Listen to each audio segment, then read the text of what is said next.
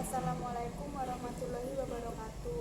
Perkenalkan, nama saya Anelir Sekar Safwanda dari kelas 10 IPS 3. Nah, kali ini saya akan menjelaskan hubungan COVID-19 dengan matematika. Nah, yang pertama-tama, pemerintah menyarankan kita agar kita tetap di rumah saja, melakukan pekerjaan dari rumah, dan belajar secara online. Mengapa pemerintah menyarankan kita untuk melakukan hal tersebut?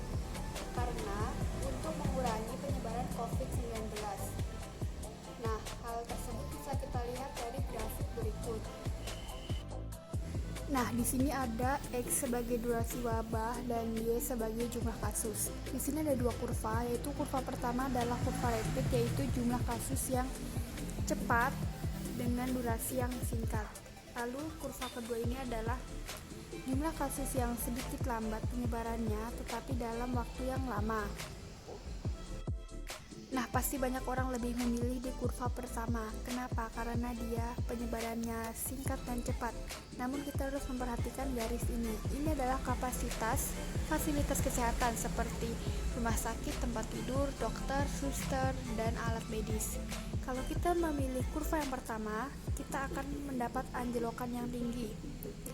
Jadi banyak sekali orang-orang yang akan terlantar nantinya, seperti tidak mendapat tempat tidur atau perawatan khusus.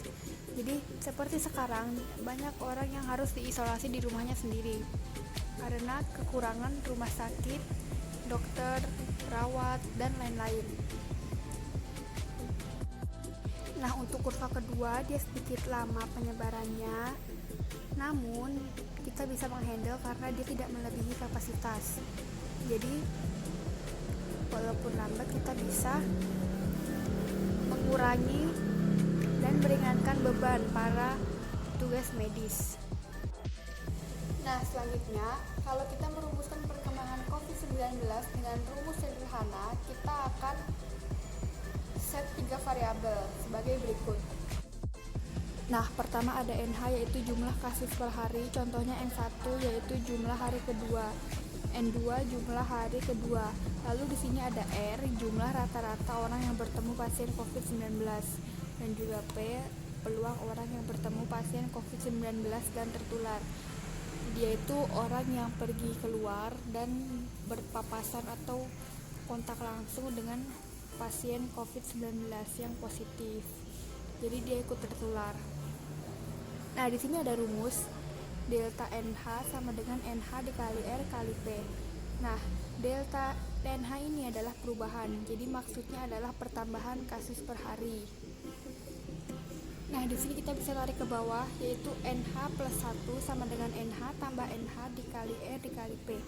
NH plus 1 adalah jumlah total orang positif di hari berikutnya.